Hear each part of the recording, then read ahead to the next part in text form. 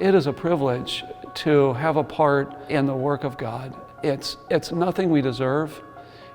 No one deserves to have any part. No one deserves salvation.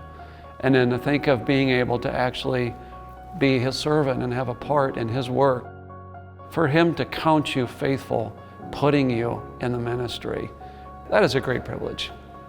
If I could summarize our ministry in 3 words, I would start off with the word training. And that's probably what a lot of people think of when, oh, you're involved in a Bible college ministry on the mission field. Oh, so you're involved in training. I would say absolutely.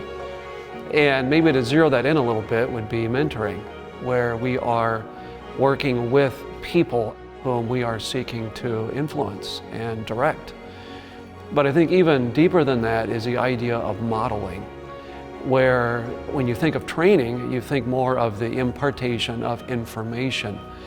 But what we're doing is more than just giving information.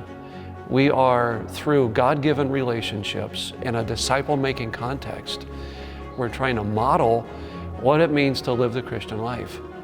When they come to us from these other countries, we are training them to go back to their country, make disciples, start churches, go back to their churches, minister in their churches, really trying to help them go back to their countries and be disciples of Christ in their countries, with the idea of then they make disciples as well, and the work of the Great Commission goes on.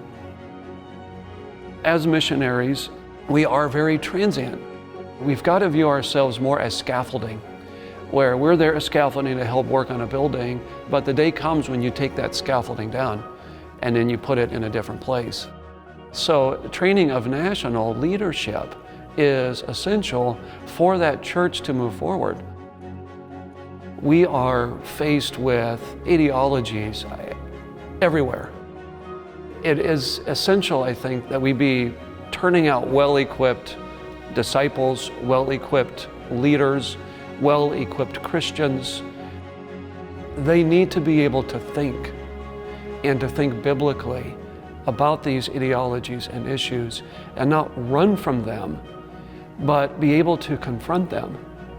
And I think without being well-equipped, maybe you're effective in reaching the margins of society, but when it comes to reaching society itself or culture itself, making an impact on the kind of the core of that culture, you're not going to reach that unless you are well-equipped biblically to engage that culture.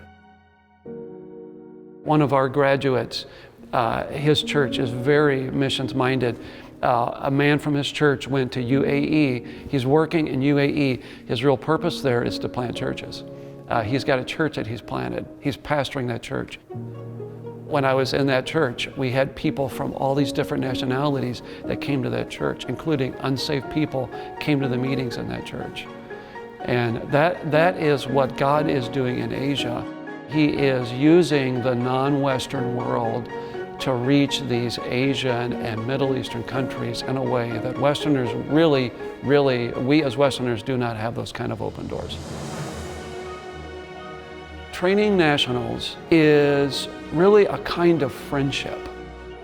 What you're trying to do is, okay, I'm gonna tell you everything I know.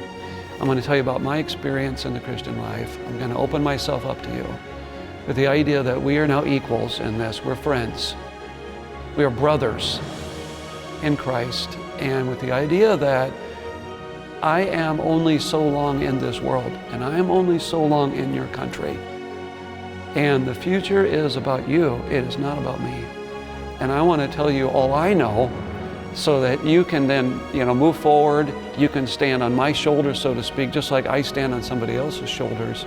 And you can fly higher, you can shoot farther, you can do greater things for Christ than I ever dreamed of doing.